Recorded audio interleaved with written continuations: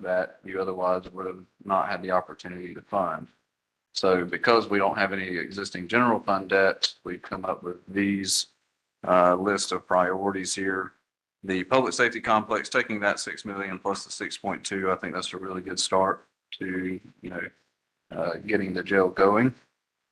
The joint comprehensive transportation plan, we had originally submitted that for a countywide project for SPLOST State years ago. It did not get funded at that time. We are looking at applying for a RAISE grant. It's a federal grant. I believe there's only been 2 locations in Georgia that have received that over the last several years. In the event that we do not receive that grant funding, we would need to be able to fulfill that funding. And just in discussions with the cities as well as JDA, I think we all can agree that, with the community expected to grow significantly between all the TADs that we've had come online, some of these large scale developments, residential complexes, commercial improvements and facilities, I think, it's probably worthy of looking at that. Plus, we've had conversations with GDOT and, the fact that we don't really have a kind of a strategic plan guiding our movements as far as how we address infrastructure, transportation type stuff. They're really not looking at, funding a whole lot of our stuff. So I think it would be important for us to come to the table to GDOT and have an actual plan forward. The soccer complex, we'll touch on that, but whenever we kind of talk a little bit more about the park complex as well as the existing park infrastructure that we have countywide, not just county parks, but parks even within the city limits. The health department, as Nancy said, there's about $500,000 overage, and a lot of that has to do with just contract prices today, construction prices. We did make a request through the General Assembly through our local delegation. Hopefully that's fulfilled. However, in the event that it is not, we would need that $500,000 to make that project whole. And then the rest, you can see there's just property acquisition and reserve.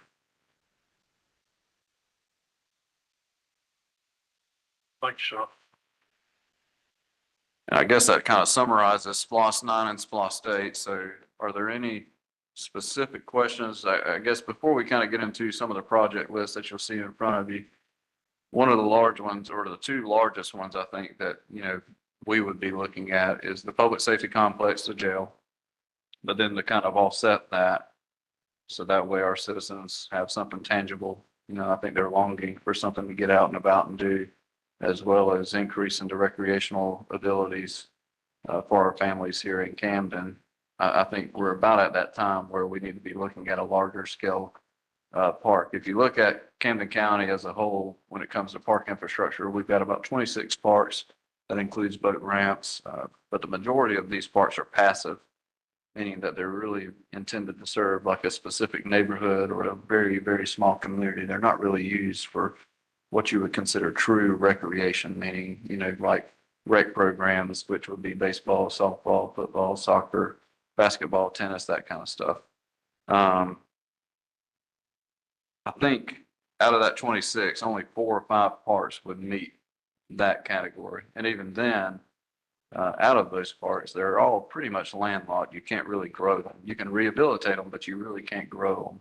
And pretty much all of them are at or beyond capacity.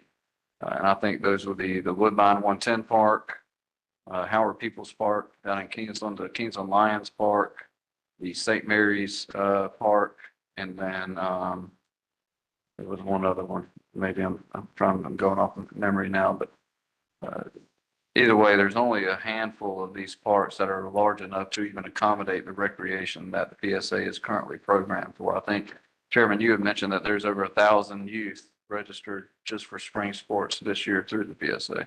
Yes, I don't think that includes soccer. Yeah, so that was the 5th one I'd left out. I'm sorry, the soccer complex. Yeah.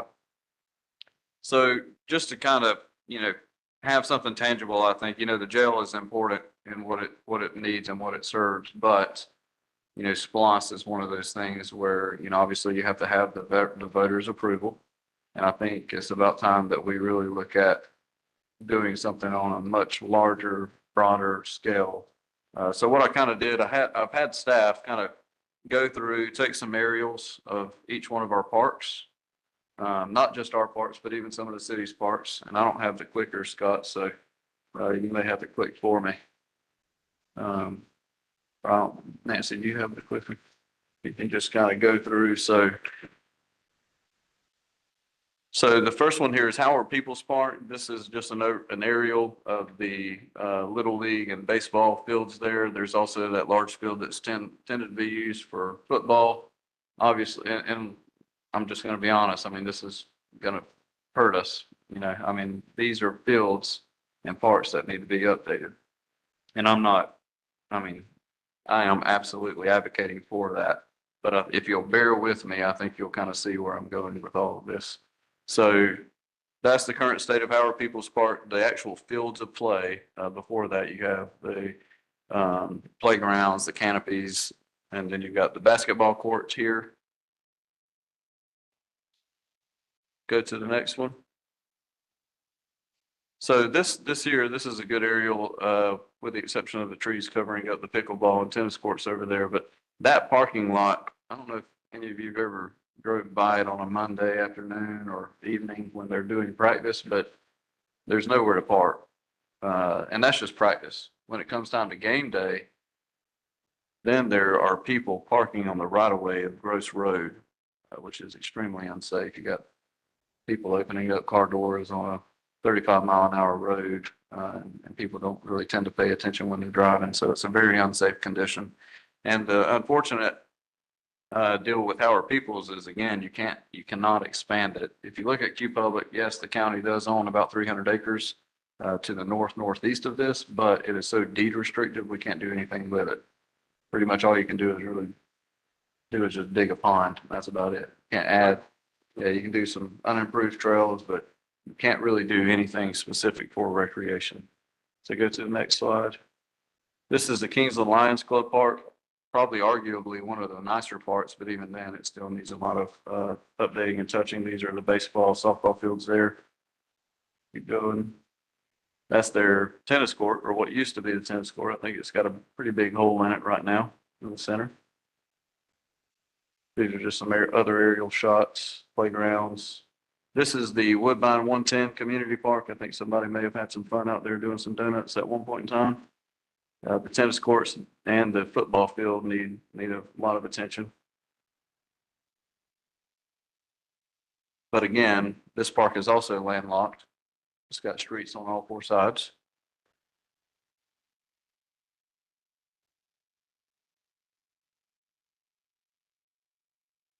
This is the St. Mary's Civic Park. This is right there where the water park is, if you've been to St. Mary's Aquatic Center.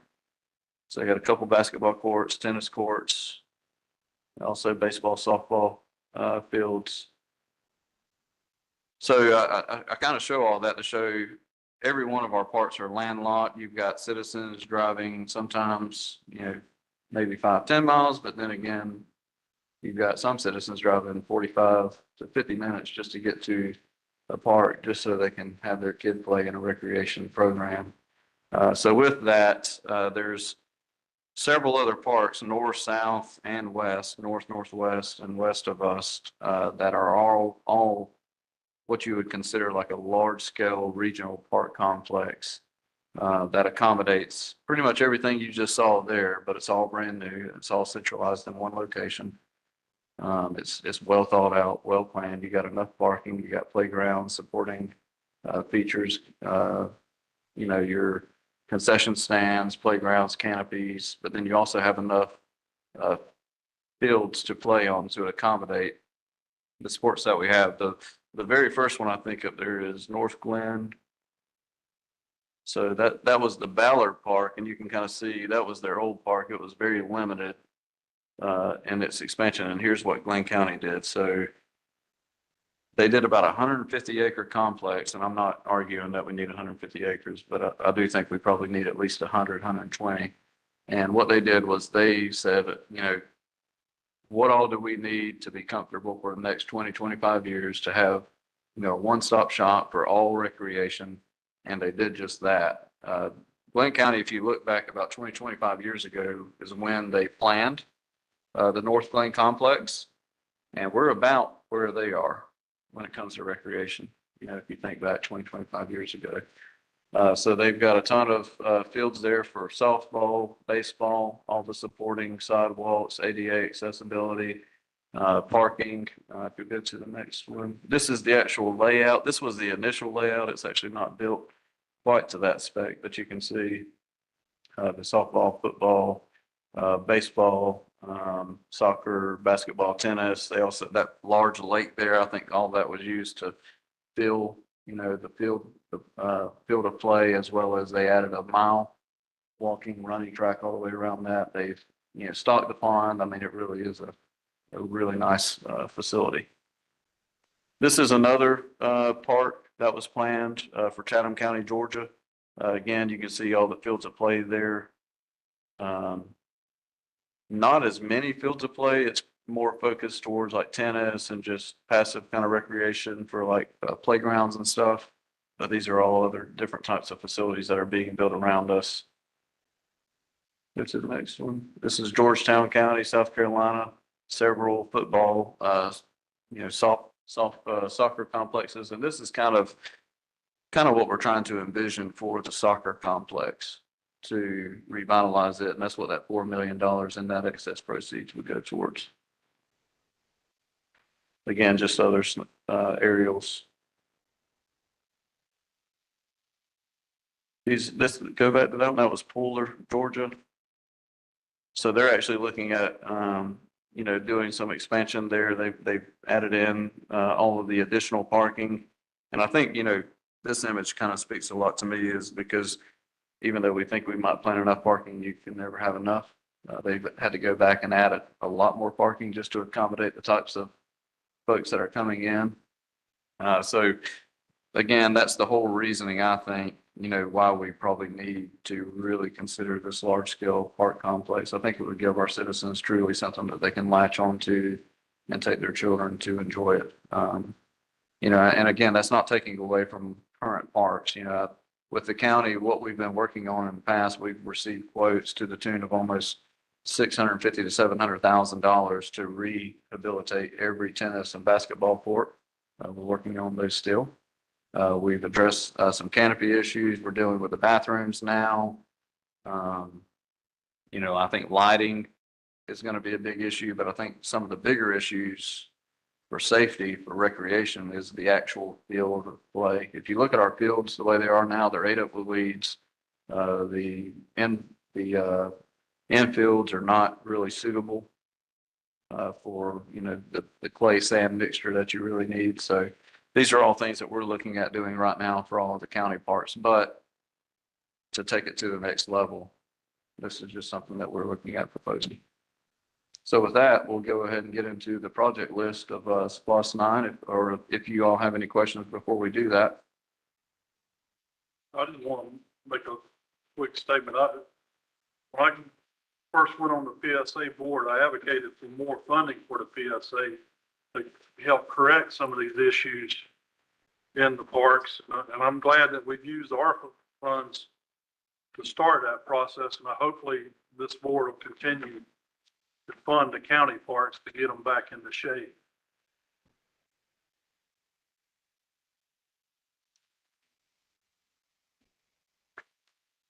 You got something else, Sean? Yeah, I mean, I was just going to say, you know, the larger sheets here, if you want to, there's a couple ways we can do it. We can go by category, or we can go by department. So whatever's best for you all. You know, ideally, we do fund by category when it comes to county specific requests.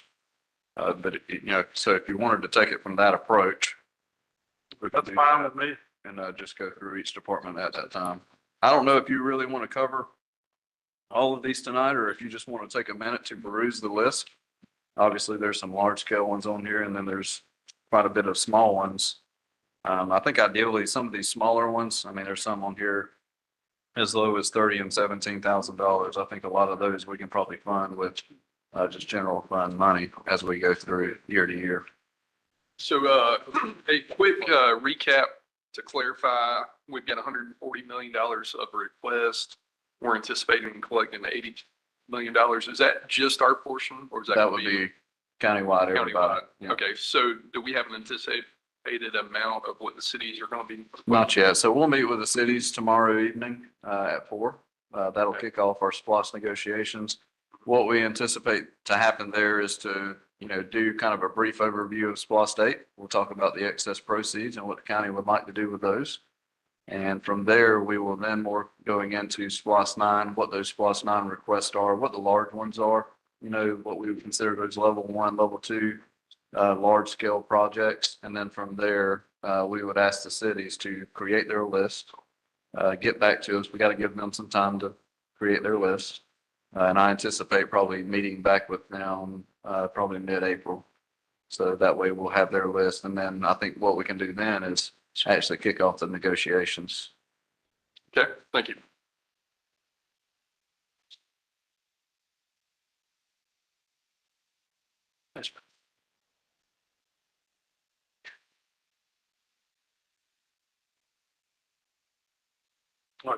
You want to kick it off? Yeah, I didn't know if there was, if you're wanting to go by category, we can kind of briefly go over this real quick. I'll just kind of point out some highlights to you. So the main 3 categories that the county, and this is county specific, so these are projects that the county would use for unincorporated services, or, even sometimes countywide, depending upon how you're looking at it for office or department. But if you look at the very far right-hand column, it'll say category total. You see that if you're looking at the white pages? So that category total for building improvements is almost 30 million, so 29.89 million. And what you can do is you can kind of go through those projects and look to see which ones those are. Now, this does not include the level 1 public safety complex to jail. So kind of take that into account there. I mean, this is just outside of that. Level 1, level 2, they're classified a little bit differently. So this would be county specific. Are there any in that category that you would like to drill down on, talk about, ask any information on?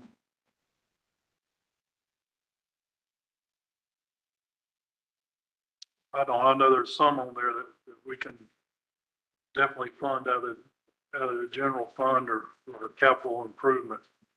So we'll cut them out later on. Yeah, and I think it's noteworthy, if there's anything specific that the commission as a whole wants the SPOS committee to drill down in on or work harder on, identifying some numbers or, maybe drilling down on some of these numbers a little bit harder, let us know now. We can get to work on that. Sean, there's a good bit of discontent in the community regarding animal control. Yes, sir. And I see one area here only, and that is the animal control facility. Justifications, insufficient space for the number of calls. What other needs do we have to address the animal situation? I mean, I really think it's facility space. I mean, we've got 7, kennels now in our facilities building, but those were full as soon as we opened them up. I mean, ideally, I think, depending upon how proactive and to what level you want to fund animal control at, Glenn County, just as an example, neighbors to our north, they just built, I believe it's about a 14,000 square foot facility for $3 million, but that contract price was based on 3 or 4 years ago. So that number's gone up significantly since then. So I think, talking with them, talking with Chatham, I think if you wanted to build, kennel space large enough to accommodate dogs, cats, it's probably going to be close to that figure. What would that look like from a personnel perspective? Would we have to hire more people and increase? Yeah, I think you would have to probably hire, you would either have to find a contract with a local vet, so you'd have to have that. And we've kind of got that going now, but it's on a much more reduced scale. Basically, you would just scale up operations significantly. You would need to have a animal shelter manager. And then you could probably pull in some volunteers and some part-time staff to help out making sure that the dogs and cats are well taken care of and getting walks, making sure they're safe and secure, that kind of stuff. And of course, there will be operational overhead with fixed costs, utilities, phones, that kind of stuff. This is just to build the facility. Yeah, we're basically not adding or taking away anything tonight, right? Just basically talking about. No, just basically just for information, just, making sure that y'all know exactly what was requested by the departments. One question I have is, if we've got $6 million from the SPOS 8, and we go toward the public safety complex, when could we move forward with that? Yeah, I mean, I think if we go to the cities tomorrow and everybody's collectively agreeing to that, then as soon as you all want to. And that's in addition to the 6.2 that we didn't spend. Right. That'd be 12.2. Yeah, about 12.2 almost, yeah, yeah. And that's a good start. I mean, if it's a $50 million facility, and again, that, I think that 50 million, I mean, I've seen quotes from 40 to 50 to even 60. So, I mean, it really depends. I think one, location, where the jail is at, and then two, the scope of the jail, right? I mean, those two factors I think are going to play significantly into what those numbers play out to be.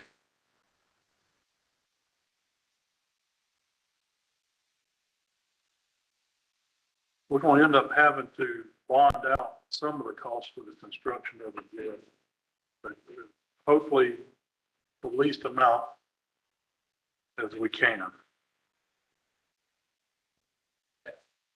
Yeah, I think, to that point, I mean, if you put any remote level of the jail or public safety complex onto SPOS 9, what that'll do in essence, if you do that, and again, I think to offset that, giving the citizens something tangible that their families can enjoy, doesn't, I mean, let's face it, the majority of the folks aren't going to enjoy a jail.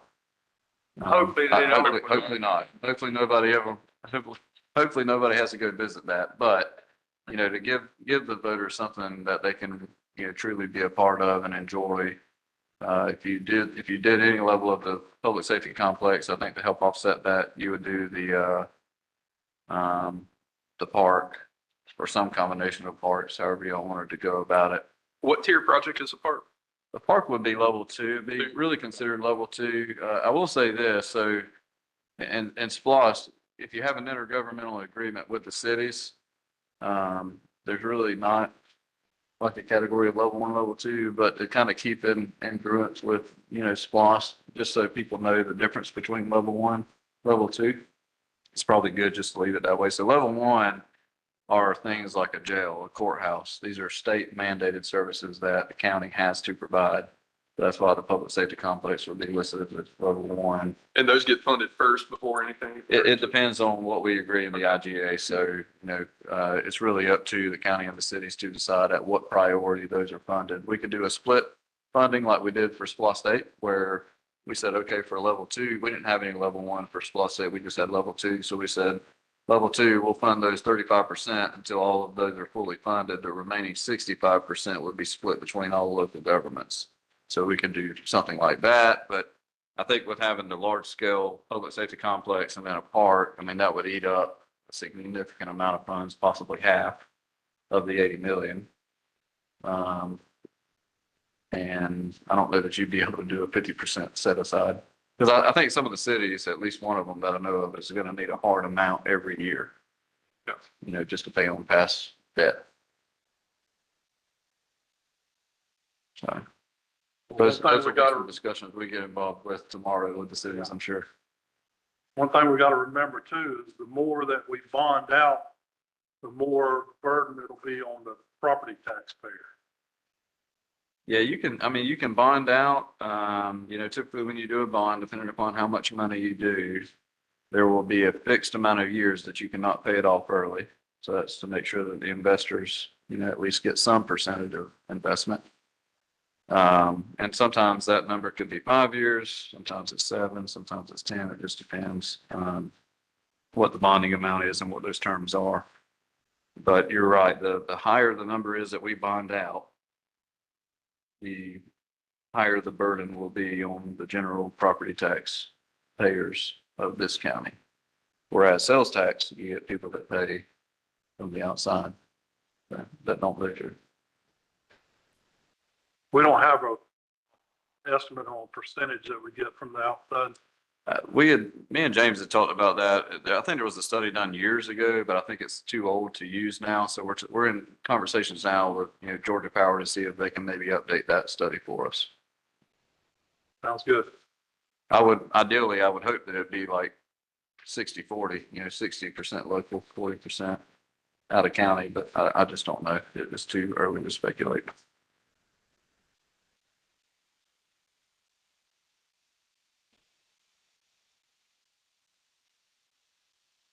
On that access road, James, you've already got industry going in, right?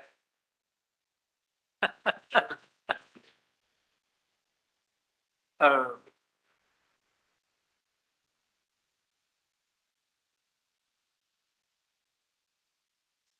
yeah.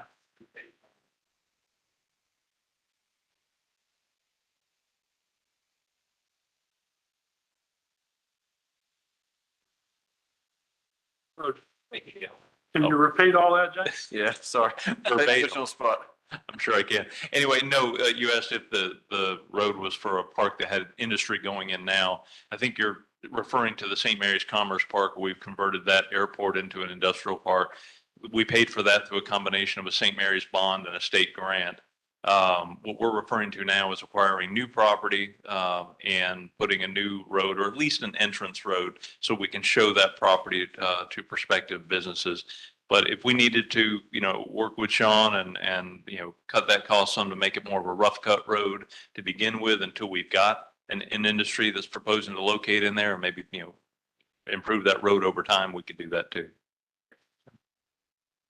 Thank you, James. Yes, sir.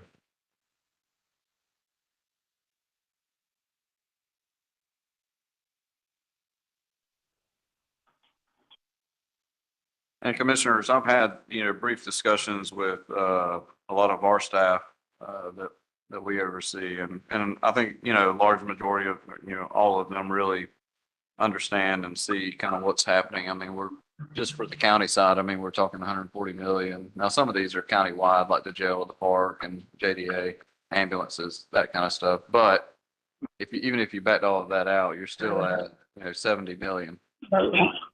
That the county is looking at, asking, got some feedback.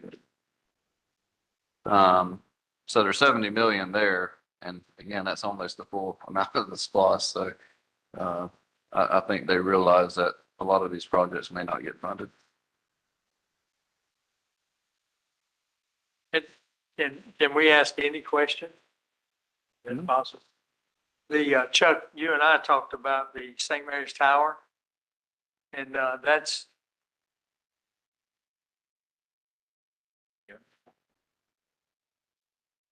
Yes, sir.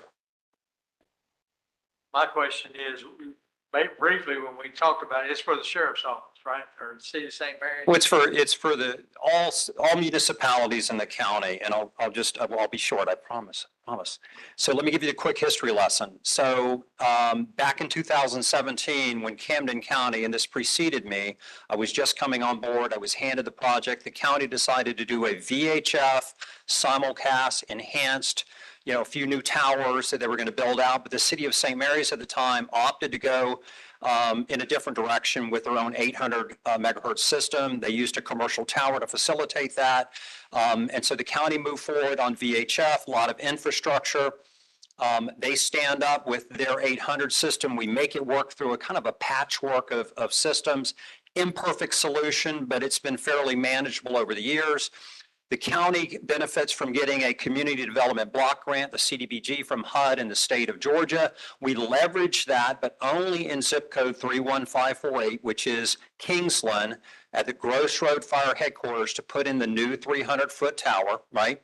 That tower with the infrastructure, and then we leveraged ARPA to join up the previous St. Mary's Tower, Mush Bluff site, making all of that work. But what isn't part of that, obviously, because we couldn't do this in St. Mary's, is trying to address the topography. As you slope off towards the waterfront in St. Mary's, the coverage has been notorious.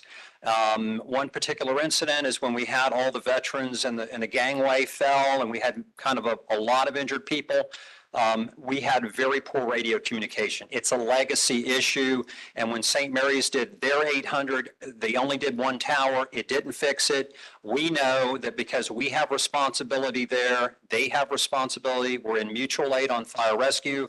That tower that we're proposing for SPLOST 9 to go in St. Mary's benefits everyone across the board, but it's extremely important. It is the backbone for the most important lifeline, which is our 911 system.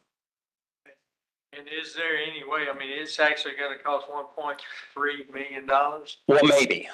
So the engineering and the design that would go behind that doesn't exist. I think maybe that cuts in half to 700,000 if, and I feel probably at about a 70% on it, positive that the existing Cumberland Harbor water tower that is in St. Mary's would support the infrastructure, a little bit of build out add on to that. So we may be able to half that to accomplish that particular site over there. That's what When you said St. Mary's used commercial tower, is it cell tower or something? Yes, sir. like that? It's a vertical bridge type tower that is a commercial carrier that puts, everybody from T-Mobile to AT&T on it. The city of St. Mary's makes a deal to be able to operate on the tower, and they've been there since probably circa 2019. Sir. Thank Are you. there any other local government assets like the school board on that tower at all or no? No, but Sean, great point. And I think the school system, as we continue to become more interoperable and more partnerships with the school, that there's a future growth process we're looking at where the schools may ultimately come on with us to accomplish that. They're going to need to make an investment. We're in the very initial conversations with them, but I think they're on one tower right now, and that's to cover all of their bus transport around the county. There's a better solution out there, but it's going to take a little bit of planning, some engineering design and partner building with the school system because it's the right thing to do to get us all talking on the same system ultimately, cities, county, and the school system. Thank you, Chuck. Thank you. And that, that project, I mean, to Chuck's point, I mean, it being a community-wide benefit, some of the cities may disagree because they'll think it's specific to St. Mary's, and I'm just kind of speculating there, but that possibly could be kicked up to a level 2, maybe, if it's community-wide. The only thing with that is that every time you add something to level 2, level 1, then it takes away from the split for everybody else. So just kind of know that.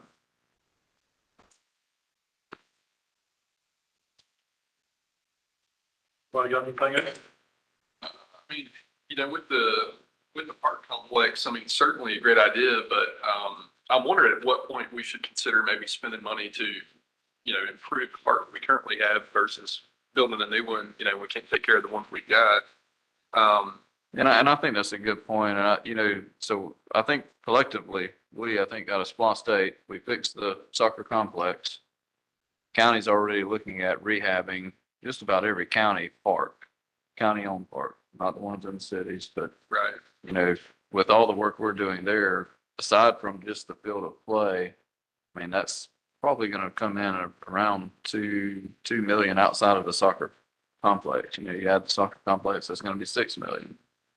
I don't disagree. I think that we absolutely need to do that. I'm just saying later down the road, if you want to do it now, you need to start now. If you want to do it later, it'll be 6-7 years from now. The soccer complex at this point is not a safe place. There are potholes all in the fields. The people are parking all the way out of King Bay Road, trying to walk in there. It's not safe. And they have anywhere from 800 to 1,200 kids there. Not on a given Saturday, but I'm talking about signed up for soccer. I said the PSA had 1,000 kids signed up. I don't think that includes any of the soccer. No, it's that.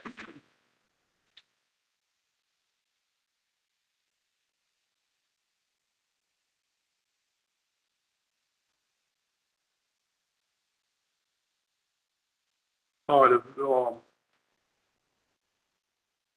any of the commissioners want to cut something or add something, get with those of us that are on the SPOSH committee, and we'll take that under consideration as we make our cuts.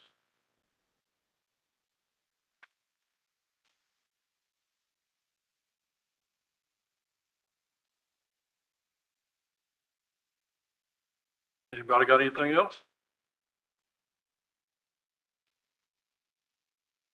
Can we just make a statement? Sure. You know, the one thing about SPOS that I like is the fact that we do get money from the interstate. If there's kind of a movement going on to cut it, not even have it, I think that's a bad thing. I don't think that's going to benefit anyone. You know, we got a lot of projects, a lot of things in front of us. Granted, I understand it's for brick and mortar, and you still got to do the maintenance on it after you get it ready. But if we don't have it, then the county itself is going to have to foot this. I would love to see us cut our taxes this year. I would like to see them go down instead of up. And when we're at 85-15, as far as our digest, you know, for homeowners, unless we fund James and help him, you know, get the industry in here to create the jobs to get these things going, I think we're asking for problems. If we don't do something with our jail, our public, you know, safety complex, we're asking for more lawsuits. We're asking for more problems. So those are the things that are important to us. And the way to do it, as far as I can tell, is through this. But we need community support. We don't need community beating us up. We need support to get these things done. So you guys that are here, just remember that. You know, when you talk to people, you tell them why we do what we do, and that we're here to help them, not hurt them. Here's your sermon for tonight. Take up an offering, Jim. I'm through. All right, any more discussion? Sean, you got anything else? No, sir. I mean, you know, just kind of timeline real quick, just so y'all kind of have this in the back of your head. I think ideally, you know, when we kick off tomorrow with the cities, it would be good if we had everybody's, you know, the full project list for SPOS 9 completed probably by August, September timeframe. That gives us an additional month to fix any intricacies or issues with, you know, any outstanding items. From there, I think the drop dead date, and I don't have the specific date, but I know it's in December. That would be the last time that we would be able to call for a referendum, which would be held in March 2025. That's really the last date that the election can be held in order for a continuation of the existing SPOS. Meaning that you know, if the voters approve SPOS 9, there would not be a lapse in collections. Would it not normally go in the general election in November? Yeah, I think if you wanted to do that, we need to move up a very, very aggressively timeline. So, I How mean, about this November this year? Right. yeah, I think if you were, then we would need to get extremely aggressive. I would worry about the turnout, you know, if it was a special referendum versus being on a general election. I will say SPOS 8, and I know it was a small turnout, but it did pass 77.8%. It was overwhelming support. But I know it was a small turnout. What do you remember exactly the percentage? I don't remember the actual percentage of the turnout. No, sir.